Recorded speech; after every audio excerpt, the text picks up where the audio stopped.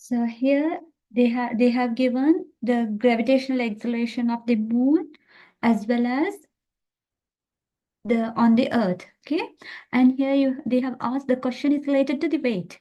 So weight means, W equals to mg, mass into gravitational acceleration. So here the gravitational acceleration or the gravitational field strength depends between two masses. If you have two masses, there is an attraction force between two masses. Okay, like if you have electrostatic charges, negative and positive. So what's happening here? There is an attraction between these two charges, like that. Like here, they build up electric field strength. Here, there is a attraction between the two masses. There we call gravitational field strength. So, if an object is staying on the surface of the another, there is a weight or the force. The attraction force is the one we called weight.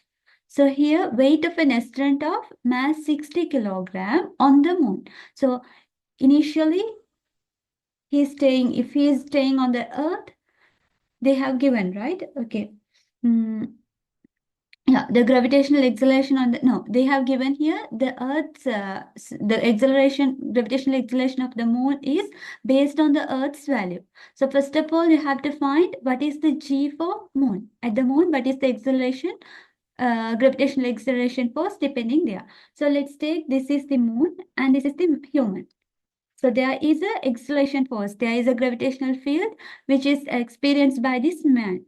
So you have to find their W equals mg. So you don't know the g here. G moon is given by the terms of the Earth's g. So Earth g is the one. Let's take g is as ge. It is 10 ms minus 2. And here it says gravitational force of the moon is 1/6 of the Earth's. That means 1/6 into 10. Okay, this is the G moon. So here you have to find the weight which is filled at when the astronaut is sitting on the moon.